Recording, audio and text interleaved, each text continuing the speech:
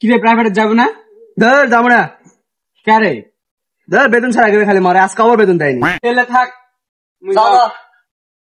A few moments later. কি হলো এখনো আসে না কেউ? সময় ওভার হয়ে গেল। আসসালামু আলাইকুম স্যার। ওয়ালাইকুম আসসালাম। কি হলো ইব্রাহিম, আজকে তো দেরি হলো? আপনার ডাক্তার গিয়ে দেরি হয়েছে স্যার। ও আচ্ছা, বসো আগে বসো, পরে গল্প করতেছি, বসো। ঠিক আছে স্যার। আকমল ডাকতে গেলে আকমল কি বললো, আসবে না আজকে? ও স্যার ওই তো বললো বাড়ির থেকে ওর বেতন দেয়নি, কিন্তু আমার মনে হচ্ছে স্যার বেতনটা ওই মারা দিচ্ছে স্যার।